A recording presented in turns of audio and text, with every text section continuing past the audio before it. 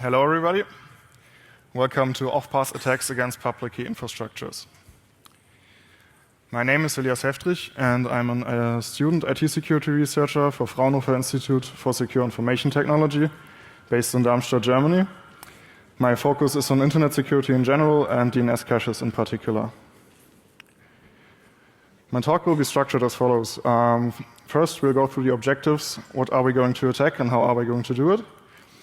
Followed by a specific attack procedure, short impact analysis, and a swift discussion of mitigation approaches. I conclude with a summary. Let's start right off with the objectives. In this presentation, I'm going to show you a specific attack on web PKI, but what is web PKI good for in the first place? So assume a client wants to exchange sensitive data with a web server, and if that connection wasn't secured, it could be eavesdropped on or modified by nation-state attackers or the common evildoers. To prevent that, there's TLS, and TLS uses certificates that bind the public key to identities. And these certificates are issued by trusted certificate authorities, and the system that manages trust behind these is the web PKI.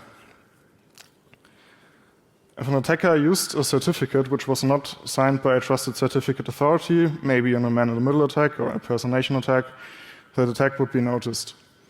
Our goal today is to have such a certificate issued by a trusted certificate authority, but for a domain which we do not control, but is rather under foreign operation. The attacker model we are employing here is an off-path attacker who cannot eavesdrop on, block, delay, or modify packets in any way. He just is able to inject packets, maybe with a spoofed sender address. The attack I'm going to show you will leverage IP defragmentation cache poisoning to achieve DNS cache poisoning, and we are exploiting domain validation. Domain validation is the mechanism with which one can prove one's ownership over a domain, and it's heavily made use of in the issuance of certificates. Let's see how that works. So first, the applicant creates a certificate signing request locally and uploads it to the web server of the certificate authority. Then the DNS resolver of the certificate authority will ask the name server, which is authoritative for the applicant's domain, for the email server's name and IP address, which will answer that, of course. And now the email server sends a validation code for the domain validation to the mail server under the applicant's control. Using that validation code, the applicant can now enter it into the web server of the certificate authority, which will then offer the signed certificate for download. What we are going to do now is we're going to poison the DNS resolver's cache so that the validation code is sent to us. But to better understand that, let's first recap some concepts of DNS.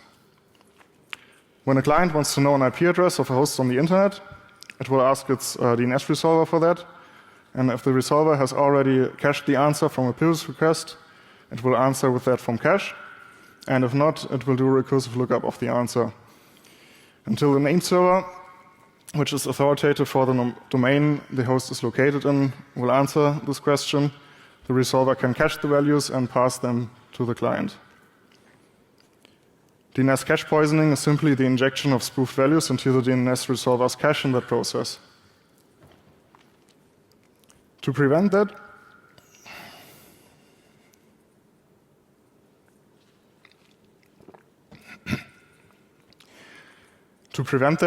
there's a challenge response mechanism built into DNS, which is meant to provide security against off-path attacks and is useless against man-in-the-middle. So what we see here is a DNS message on the wire. You see the IP header, it's the blue thing, UDP header, it's the yellow thing, and the greenish thing is the DNS message itself. The mentioned challenge response scheme utilizes UDP source port randomization, as well as transaction ID randomization, and together these values give us up to 32 random bits. Guessing this is impractical for our purposes, which is why we're doing an IP fragmentation attack instead. But what's IP fragmentation in the first place? So Assume Alice wants to send Bob a message via network, and the packet containing the message is bigger than the network can handle. So the maximum transmission unit, MTU, of the network is smaller than the packet size. Now the packet needs to get split up into multiple fragments, and that can happen either in a router on the intermediary network, or if Alice had requested not to have it split up at a router, the router will generate an ICMP error message and send it to Alice, indicating that fragmentation was needed but not requested to happen. The defragmentation cache poisoning, which is our fragmentation attack, is also here, the injection of spoofed values, this time into the IP defragmentation cache of the target, of the receiver, so that the spoofed fragments, which carry our malicious payload, get reassembled with the true fragments coming from the true sender. What we are going to do, we want to have the challenge response values located on the first fragment and our malicious payload on the second fragment. We will cause the fragmentation in the first place using the aforementioned ICMP error message. We're sending this from our true IP address to the name server, which is authoritative for the target domain. We can do this because that name server does not know we are not a router in the intermediary network. And we will tell him that if he wants to send messages to the recursive resolver of the certificate authority, it has to be aware that the maximum transmission unit of an intermediary network is one of our choice. Having now fragmented the response, which is to become, which comes from the name server of the target domain, the first fragment will look something like this here. We've got the challenge response values in this fragment, along with parts of the DNS response. We will always have parts of the DNS response in there, because you see IP and UDP headers together are only, in this case, 28 bytes. And thus there will always be some part of the DNS message in there, because the IP minimum fragment size is 68. Also, notice we have to match the IP ID. IP ID basically identifies multiple fragments belonging to one packet, and the UDP checksum, which has to match.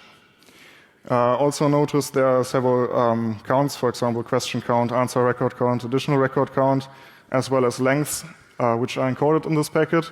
And since this is the packet which will come from the name server of the target domain and the true packet, which we cannot spoof, we do not have control over these and have to respect them. The second fragment, as we want to spoof it, would look something like this. You see here the DNS payload. This is the part which we have control over, as well as IP ID, which we have to guess. In the vast majority of systems, IP ID is implemented as a counter, either incrementing on a global base or local per destination. And we can guess this by simply sending direct probes, if it's a global counter, or using side channels. But I won't go too much into detail here. Also, the UDP checksum can be guessed using the true second fragment. If you what's it called? You simply subtract one checksum from the other, and what's left over is what you add up. Maybe in the Z field, 0 flags of the EDNS record, or if we have another record which includes the time to live value, which is 32 bits in our DNS payload, we can simply add these values up there. Okay.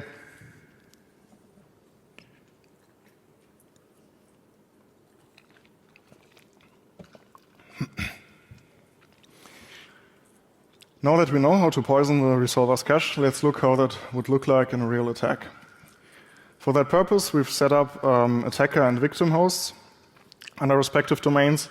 Both are running name servers and mail servers, and the name server running under the attacker serves values that point to the attacker, but are meant to originate in the victim domain. So we're mapping victim domain names to the attacker host here.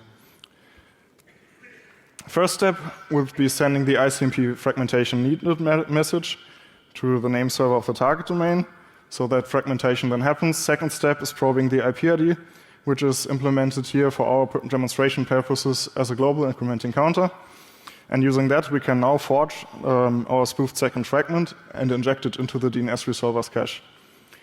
Notice here, the second fragment maps the victim domain to our name server. So if there's a question for the name server which is authoritative for the victim domain, it would be answered with the name server we set up under the attacker. Let's see how that looked in a recorded demo. So we've got on the lower left, there's just a traffic dump for later, and on the upper left, it's where the magic happens now.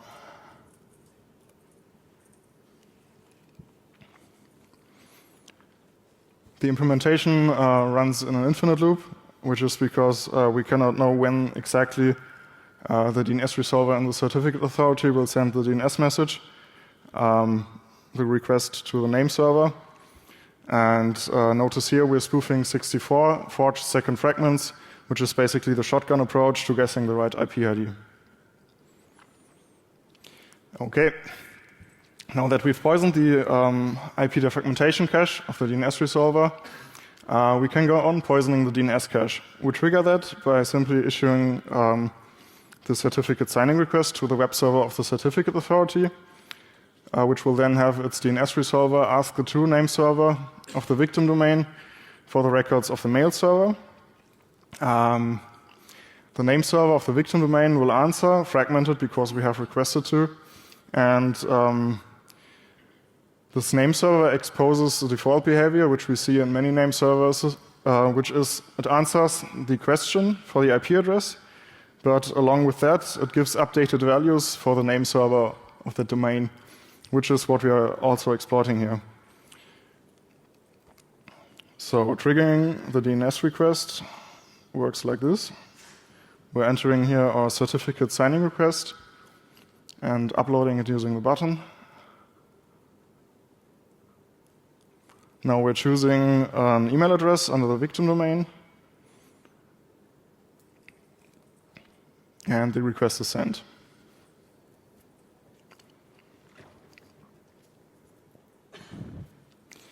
Okay, now that we've poisoned the DNS resolver's cache, we can go on exploiting domain validation, which we do another time by issuing another certificate signing request to the web server of the certificate authority.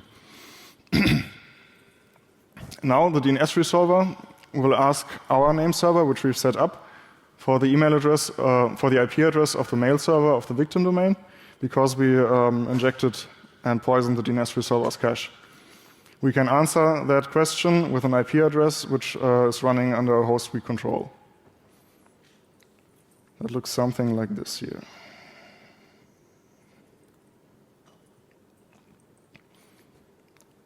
Here we choose another email address running under the victim domain, and the requests are going out. And now pay attention to the lower left pane, where we see the traffic coming in. There it is, DNS traffic. All right, looks good. Okay, now the email server will send us the validation code, and we can echo the validation code to the web server of the certificate authority, which will then offer us the certificate for download. Let's see if that worked. Okay, guess who's got friends? What did they write us?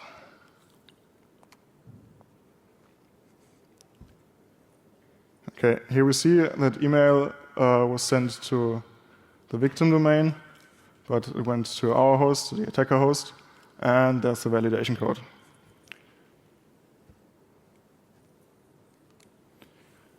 Okay, we could now go on. Oops. We could now go on and enter that in the form at the web server, which we do not know.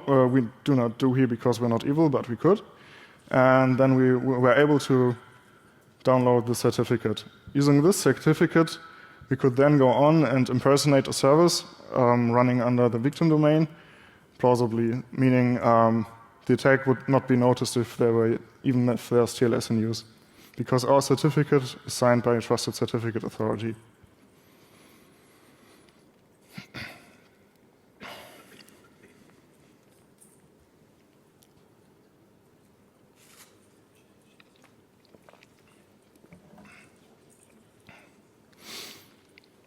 let's go on and see what that means for the victims. So for victim users, the implications are derived from any successful attack on a TLS session. We could, where we have a man in the middle, for example, we could inject malware or steal credentials, sensitive data, identity, you name it. And if such an attack gets public, that usually means a lot of loss of reputation and trust for the victim certificate authority, as well as for the target domain. But how real are these attacks? Well, we tested 17 certificate authorities that perform domain validation, and together cover more than 95% of the certificate market. 5 of them were vulnerable, but already one vulnerable certificate authority is sufficient to obtain the target certificate, which means web PKI security is undermined.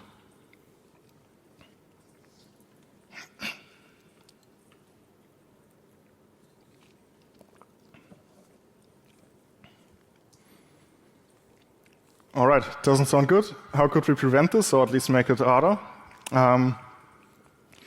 Let's first have a look at the preconditions of the attack for this. We exploited domain validation, so this needs to be offered in the first place. We did an IP fragmentation attack, so IP fragmentation needs to be allowed, both in the victim name server of the target domain, as well as in the certificate authorities network. And also, we targeted DNS via UDP. So then, could we just disable domain validation if it's attackable? Well, we could, but it would leave us only with much more expensive alternatives, not the way to go. What about suppressing IP fragmentation? Also we could, and some certificate authorities actually do this, but this would disconnect some networks, so on the last resort defense mechanism here, definitely. What about forcing DNS over TCP rather than using UDP? Also we could, but off-path TCP injection attacks do exist, at the moment primarily on HTTP traffic, for example, making assumptions about the upper layers, but it's probable that such attacks will be developed in the future too. Also, notice that we've seen an increase in short-lived BGP prefix hijacking attacks with the purpose of doing a man-in-the-middle on DNS cache poisoned, man-in-the-middle for DNS cache poisoning. And the challenge response values, which we have seen before, do not offer security against man-in-the-middle, because the man-in-the-middle could just see the values and echo them, no problem here. Things like these happened, for example, I think it was in May, when users of the cryptocurrency service, my Ether wallet, fell prey to an impersonation attack. Yes, in this attack there was not a spoofed certificate used, at least not a validly spoofed certificate. So had the attackers used our approach to getting certificate authority signed certificates, this attack would have been much more devastating. Looks like we need man-in-the-middle resilient domain validation, at least in a long perspective. How could we do this? One approach would be doing DNS over HTTPS or TLS, but that would mean we're securing a public key infrastructure with the very same public key infrastructure. So we're assuming security concludes security, nothing won here. Another approach is DNSSEC, which is certainly the way to go. So where DNS records get signed by the owner, and we're using basically public key infrastructure built into DNS. But given that it was drafted in the mid-90s and it's still not properly deployed, we cannot rely on that one. Which is why we at Fraunhofer have come up with a drop-in replacement we call domain validation ++ or DV++. DV++ uses multiple vantage points or DV agent, which are distributed over the internet and communicate with an orchestrator in the certificate authority. The DV agents all do the DNS part of domain validation and communicate via HTTPS with the orchestrator, who does the voting of that DNS responses. And communication is done via HTTPS using out-of-PKI certificates, picture directory trusted certificates, because if we use certificates which are part of the web PKI, that would again be relying on a PKI for securing the very same public key infrastructure. Communication happens over mostly non-overlapping paths through the internet, and that aims at securing the certificate authority side even for strong man-in-the-middle nation-state attackers.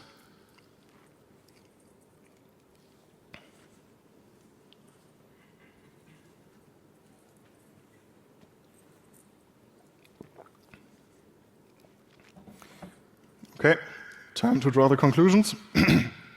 The summary. We've seen an off-path attack against domain validation, which leveraged IP defragmentation cache poisoning to achieve DNS cache poisoning.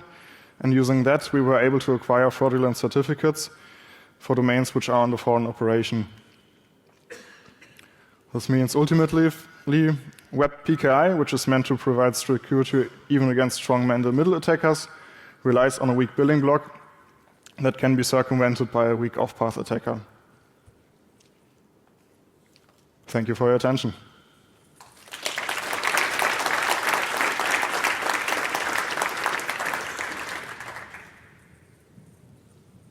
All right, questions?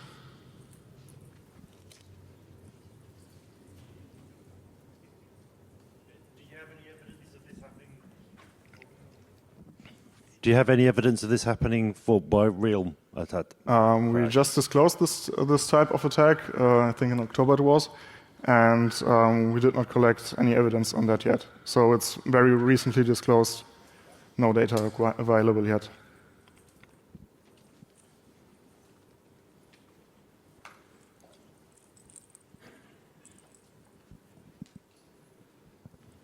You mentioned that out of the 17 CAs you tried, it worked on 5 of them. What are the reasons that? What are the other reasons that it didn't work on the rest of them, and are those potential mitigation mechanisms? Okay. Yes, I mentioned, for example, that not every CA supports fragmentation, and against that very specific attack we did, the IP fragmentation attack, that helps, obviously. Also, it's quite difficult to forge the second fragment, given that you don't always have control, or you don't have the most degree of control over the second fragment, given that the counts and lengths are encoded in the first fragment. So I wouldn't call that a reliable mitigation mechanism, but yes. Okay. So in DV++, as you described it, there's multiple vantage points. Oh, this is right here. There's multiple vantage points in which you do the DNS query. Is there any advantage to having those vantage points be unpredictable or different every time, or is it fine to have these multiple vantage points be statically configured? Okay. I didn't think about this yet, actually. Good question. I don't think there would be too much use, but maybe as an add-on from increased security, if you really need that, maybe I can research that if you want to. Just leave me your email address and I can send you the answer. Okay, thank you.